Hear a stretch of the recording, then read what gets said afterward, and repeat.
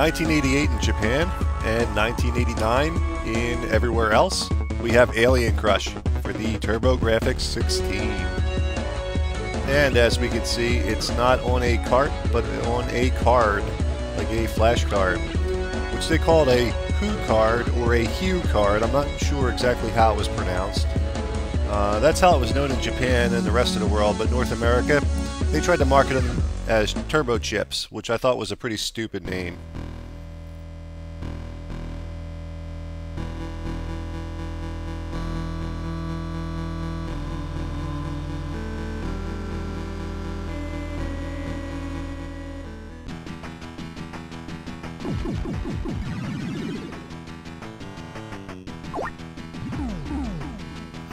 Alright, I first popped in Alien Crush, and I was really surprised. I had no idea that this was a pinball game.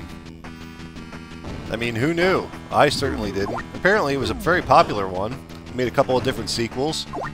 And, yeah, it sure surprised the f*** out of me.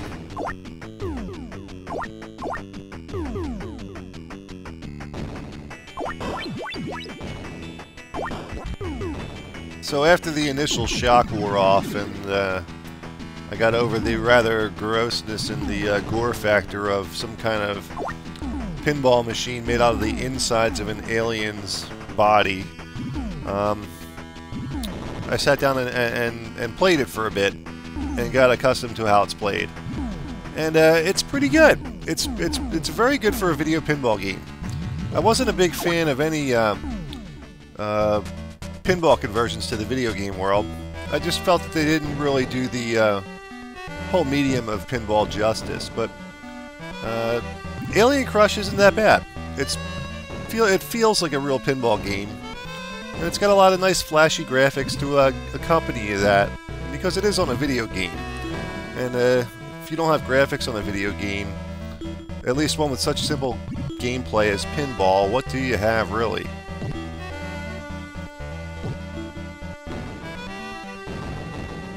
So the gameplay breaks down like this. On the control pad for the TurboGrafx 16, you have two buttons, numbered 1 and 2, and a directional D-pad. And your furthest right button, the number 1 button, works the right flipper, and your D-pad, you push it in any direction, doesn't matter what direction you push it, it works the left flipper.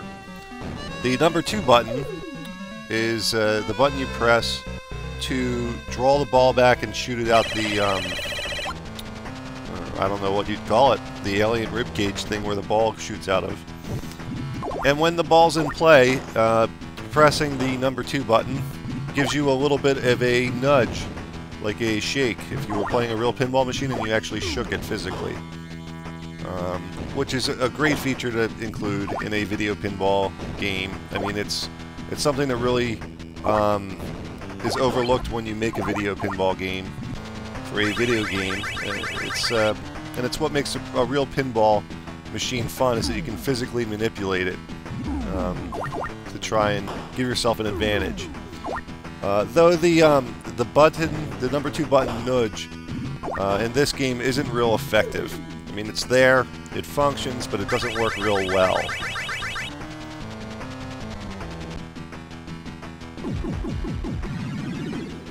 You know what this game reminded me of when I turned it on? It reminded me of in the movie Aliens, when Sigourney Weaver blasts the shit out of a whole bunch of aliens and their guts are all over the floor and ceiling and whatnot.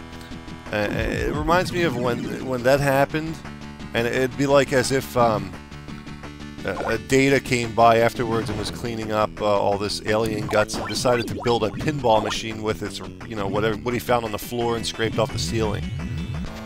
That's what it reminded me of. That's what it looks like. But after I got over that initial gory shock, I came to enjoy this game.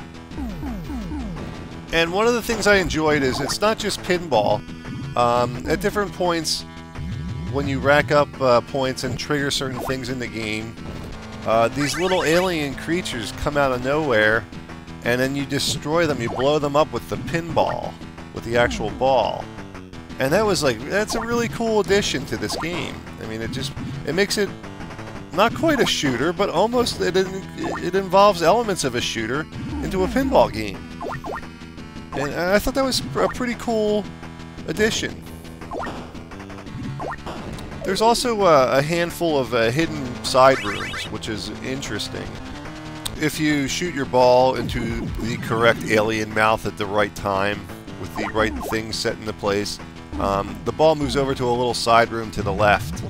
And then you shoot these little alien end boss type creatures for a bonus points round, which is pretty cool.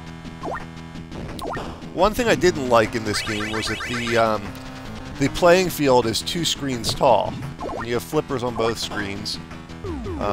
It felt disconjointed. Every time the ball moved from the top screen to the lower screen, or the lower screen to the top screen, it really felt like it sucked you out of the illusion that you were playing a pinball game, and brought you back to the reality that you're just playing a video game that's modeled after a pinball game.